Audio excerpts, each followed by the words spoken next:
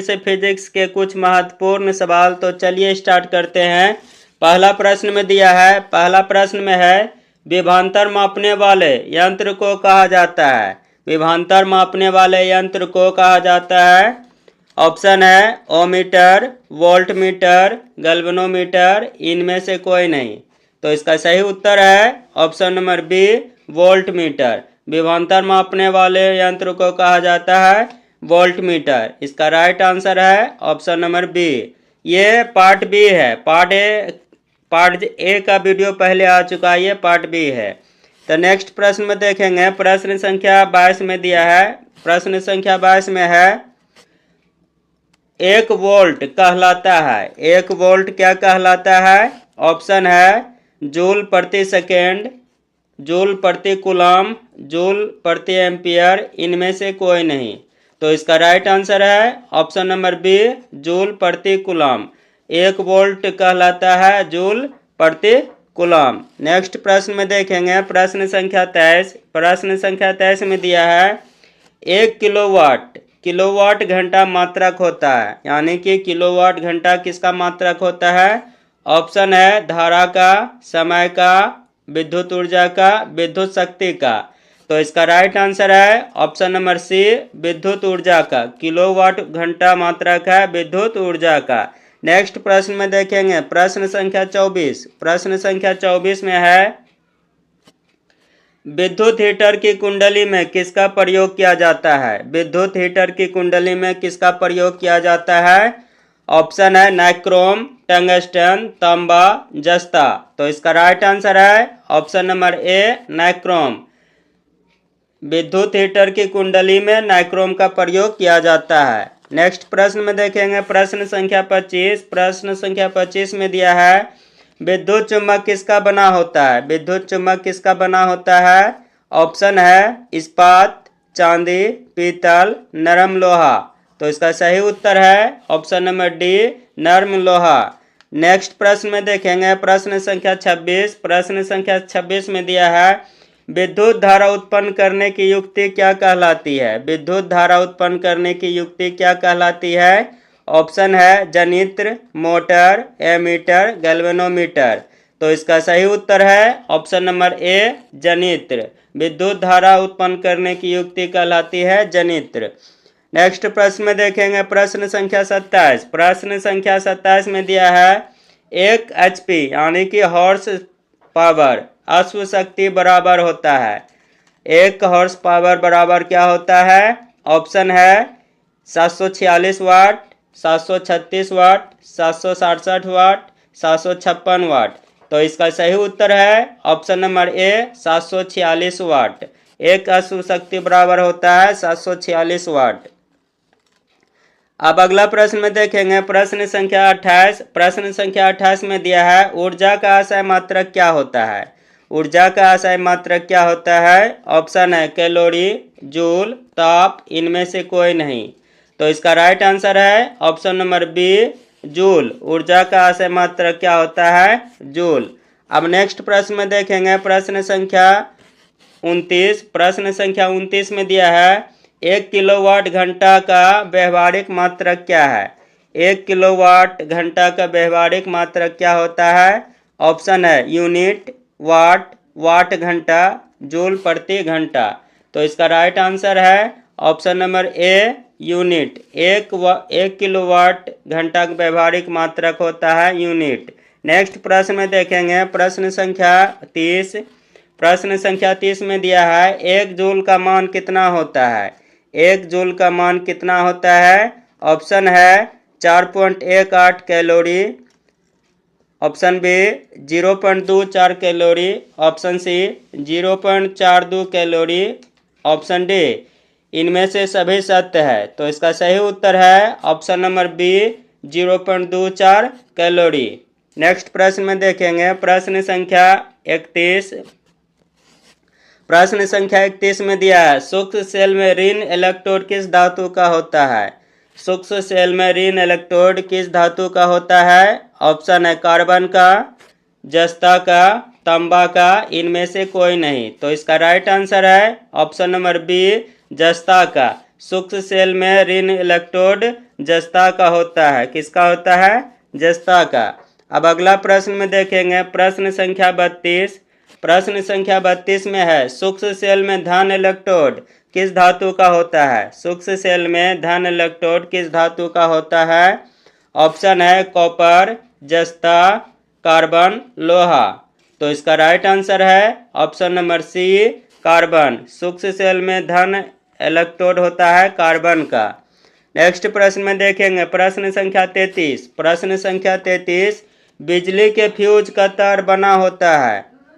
बिजली के फ्यूज का तार बना होता है। ऑप्शन है टीन का, तांबे और टीन का, या इनमें से कोई नहीं। तो इसका राइट आंसर है ऑप्शन नंबर सी, तांबे और टीन का। बिजली के फ्यूज किसका बना होता है? तांबे और टीन का। नेक्स्ट प्रश्न में देखेंगे प्रश्न संख्या 34। प्रश्न संख्या 34, सेल बाहरी परत में जिस प्लेट से धारा भेजती है उस सेल को कहते हैं। सेल बाहरी परिपथ में जिस प्लेट से धारा भेजती है उस सेल को क्या कहते हैं? ऑप्शन है धन ध्रुव, ऋण ध्रुव, दोनों, या इनमें से कोई नहीं। तो इसका राइट आंसर है ऑप्शन नंबर ए, धन ध्रुव। क्या बोला जाता है? धन ध्रुव। नेक्स्ट प्रश्न 35 में दिया है किसी चालक का प्रतिरोध निर्भर करता है। किसी चालक का प्रतिरोध निर्भर करता है। ऑप्शन है चालक की लंबाई पर, चालक के अनुपस्थ काट के क्षेत्रफल पर, चालक की प्रकृति पर, या उपयुक्त सभी। तो इसका सही उत्तर है ऑप्शन नंबर डी, सभी पर। अब अगला प्रश्न में देखेंगे प्रश्न संख्या 36। प्रश्न संख्या 36 में है जिन पदार्थों में विद्युत मुक्त रूप से प्रभावित हो सकती है उसे क्या कहते हैं? ऑप्शन है अर्ध विद्युत चालक, विद्युत रोधी, विद्युत चालक, इनमें से कोई नहीं। तो इसका सही उत्तर है ऑप्शन नंबर सी, विद्युत चालक। नेक्स्ट प्रश्न में देखेंगे प्रश्न संख्या 37 में है। प्रश्न संख्या 37 में दिया है जिन पदार्थों से विद्युत प्रवाह आसानी से नहीं होता है उसे क्या कहते हैं? जिस पदार्थों से विद्युत प्रवाह आसानी से नहीं होते हैं उसे क्या कहते हैं? ऑप्शन है विद्युत रोधी, विद्युत चालक, ए और बी दोनों, या इनमें से कोई नहीं। तो इसका राइट आंसर है ऑप्शन नंबर ए, विद्युत रोधी। यानी कि जिस पदार्थों से विद्युत प्रवाह नहीं होता है उसे क्या कहा जाता है? विद्युत रोधी। ऑप्शन नंबर ए। अब अगला प्रश्न में देखेंगे प्रश्न संख्या 38 में है विद्युत चुम्बक बनाने के लिए उपयुक्त पदार्थ होते हैं। यानी कि विद्युत चुम्बक बनाने के लिए किसका प्रयोग होता है? ऑप्शन है नरम लोहा, इस्पात, निकेल, इनमें से कोई नहीं। तो इसका सही उत्तर है ऑप्शन नंबर ए, नरम लोहा का। विद्युत चुम्बक बनाने के लिए किसका प्रयोग किया जाता है? नरम लोहा का। अब अगला प्रश्न में देखेंगे प्रश्न संख्या 39 में देखेंगे। प्रश्न संख्या 39 में दिया है किसी विद्युत प्रश्न संख्या 39 में है किसी विद्युत धारा के सतत तथा बंद परिपथ को क्या कहते हैं? किसी धारा के सतत तथा बंद परिपथ को क्या कहते हैं? ऑप्शन है विद्युत परिपथ, विद्युत धारा पथ, विद्युत विभव पथ, विद्युत शक्ति पथ। तो इसका सही उत्तर है ऑप्शन नंबर ए, विद्युत परिपथ।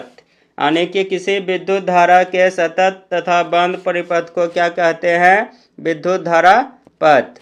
अब अगला प्रश्न में देखेंगे प्रश्न संख्या 40। प्रश्न संख्या 40 में है विद्युत धारा के तापीय प्रवाह का उपयोग किसमें नहीं होता है? विद्युत धारा के तापीय प्रवाह का उपयोग किसमें नहीं होता है? ऑप्शन है विद्युत हीटर, विद्युत इस्त्री, विद्युत बल्ब, विद्युत पंखा। तो इसका सही उत्तर है ऑप्शन नंबर डी, विद्युत पंखा। विद्युत धारा के तापीय प्रवाह का उपयोग विद्युत पंखा में नहीं होता है। Option number D, right answer. Next प्रश्न में देखेंगे प्रश्न संख्या 41। प्रश्न संख्या 41 में दिया है विद्युत धारा की चाल प्रकाश की चाल में क्या संबंध है? विद्युत धारा की चाल प्रकाश की चाल में क्या संबंध है? ऑप्शन है दोनों की चाल समान होती है, विद्युत धारा की चाल प्रकाश की चाल से अधिक होती है, प्रकाश की चाल विद्युत धारा चाल से अधिक होती है, सभी कथन सत्य है। तो इसका सही उत्तर है ऑप्शन नंबर ए, दोनों की चाल समान होती है, यानी कि विद्युत धारा की चाल और प्रकाश की चाल दोनों समान होती है। नेक्स्ट प्रश्न में देखेंगे प्रश्न संख्या 42। प्रश्न संख्या 42 में दिया है इलेक्ट्रॉन पर आवेश होता है, यानी कि इलेक्ट्रॉन पर कितना आवेश होता है। इलेक्ट्रॉन पर आवेश होता है, ऑप्शन है 1.6 गुना 10⁻20 कूलम, 1.6 गुना 1027 कूलम, 1.6 गुना 1019 कूलम, या इनमें से कोई नहीं। तो इसका सही उत्तर है ऑप्शन नंबर सी, 1.6 गुना 1027 कूलम। नेक्स्ट प्रश्न में देखेंगे प्रश्न संख्या 43। प्रश्न संख्या 43 में दिया है, प्रश्न संख्या 43 में देखेंगे, प्रश्न संख्या 43 में देखेंगे अर्धचालक का ताप बढ़ने पर उसका प्रतिरोध क्या होता है। अर्धचालक का ताप बढ़ने से उसका प्रतिरोध क्या होता है। ऑप्शन है बढ़ता है, घटता है, अपरिवर्तनीय रहता है, या इनमें से कोई नहीं। तो इसका सही उत्तर है ऑप्शन नंबर सी, अपरिवर्तनीय रहता है, यानी कि अर्धचालक का ताप बढ़ने से उसका प्रतिरोध हो जाता है, इसमें कोई अंतर नहीं होता है। Option number C is right answer.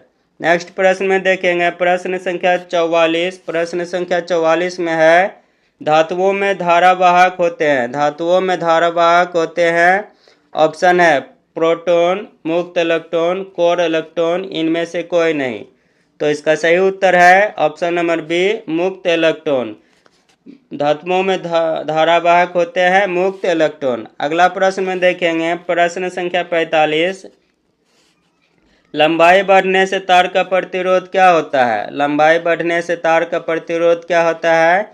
Option है बढ़ता है, घटता है, कोई परिवर्तन नहीं होता, इनमें से कोई नहीं। तो इसका सही उत्तर है ऑप्शन नंबर ए, बढ़ता है। लंबाई बढ़ने से तार का प्रतिरोध क्या होता है, बढ़ता है। ऑप्शन नंबर ए राइट आंसर।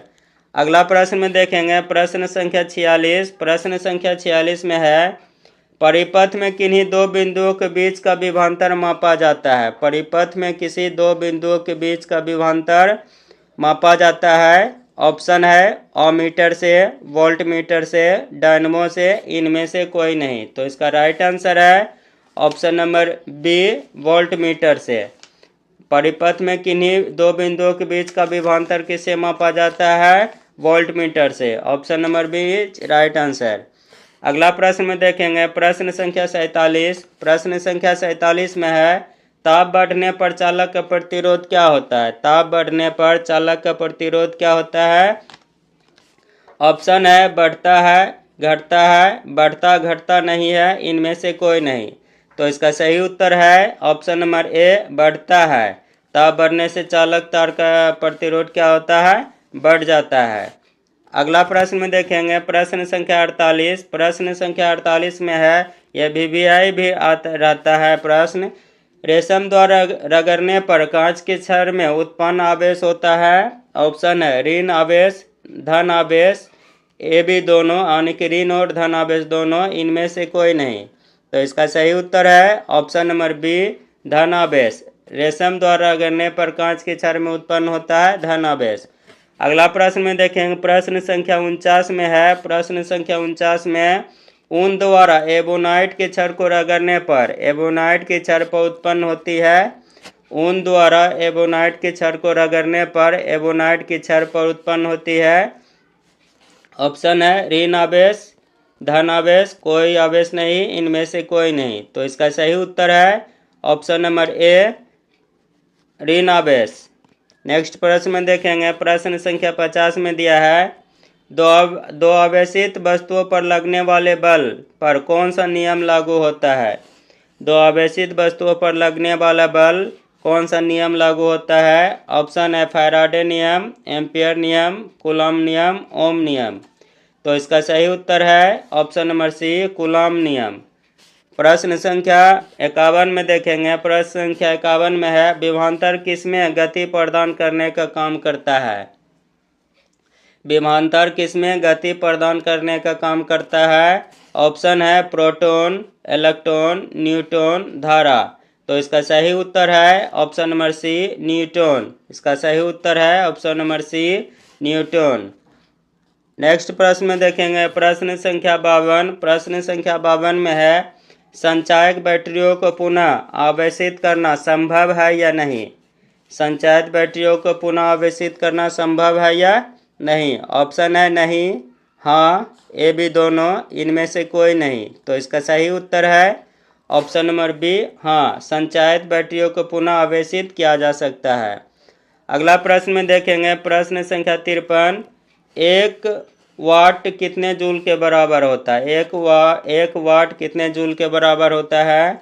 ऑप्शन है 3600 joule, 36,000 joule, 3,60,000 joule, 36 lakh joule. तो इसका सही उत्तर है ऑप्शन नंबर बी, 36,000 जूल। 1 वाट कितने जूल के बराबर होता है, 36,000 जूल के। नेक्स्ट प्रश्न में देखेंगे प्रश्न संख्या 54। जो वस्तु रगड़ने पर इलेक्ट्रॉन ग्रहण करता है वह क्या कहलाता है। जो वस्तु रगड़ने पर इलेक्ट्रॉन ग्रहण करता है वह क्या कहलाता है। ऑप्शन है धनावेशित, ऋणावेशित, किसी पर कोई आवेश नहीं, या इनमें से कोई नहीं। तो इसका सही उत्तर है ऑप्शन नंबर ए, धनावेशित। जो वस्तु रगड़ने पर इलेक्ट्रॉन ग्रहण करता है तो उसको बोला जाता है धनावेशित, जो नहीं करता है तो उसको ऋणावेशित बोलेंगे। अब लास्ट प्रश्न है प्रश्न संख्या 55।